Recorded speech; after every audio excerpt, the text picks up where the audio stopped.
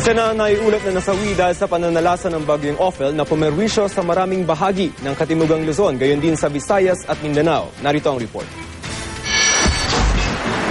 Sa pagtama ng bagyong Ophel sa isa ng Mindoro, agad na binayo ng malakas na ulan at hangin ng Calapan City. Ang mga bahay sa tabing dagat, hinampas ng malalakas na alon. Mahigit 100 residente naman sa Buwak, Marinduque inilikas matapos umapaw ang Buwak River. Sa Marinduque rin iniulat ang pinakaunang nasawi dahil sa bagyo, si Sofia Recto na namatay sa hypothermia o pagbaba ng temperatura ng katawan dahil sa labis na lamig.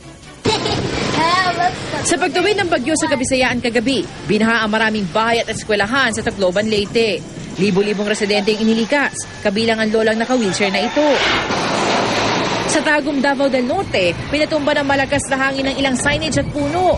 Pati ang garden tent sa hotel na ito sa Davao City, nagkapunit-punit. 5 purok naman sa Barangay Lagaw sa General Santos City ang nasa state of calamity ngayon dahil sa baha. Voluntaryo na ring lumikas ang di bababa sa 70 pamilya dahil sa pagtaas ng tubig.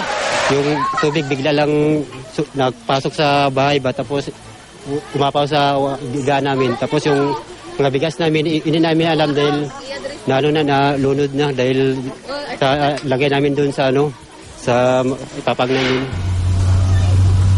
Apektado rin ng bagyo ang Zamboanga, Sibugay. Lubog sa baha ang mga bayan ng Buog, Diplahan, Siay at Kabasalan. Daang-daang pamilya ng sapilitang inilikas.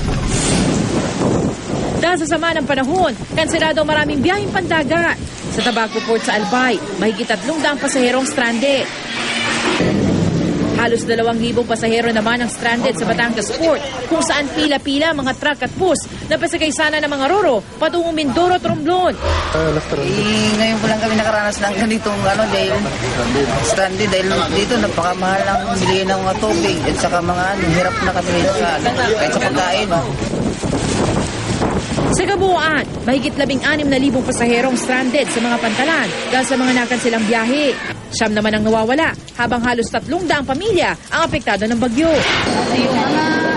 Apektado rin ng bagyo ang mga domestic flights sa NAIA Terminal 3 at Domestic Airport, kung saan 32 domestic flight ng Cebu Pacific, Airfield Express at Zest Air ang kinansela ngayong araw.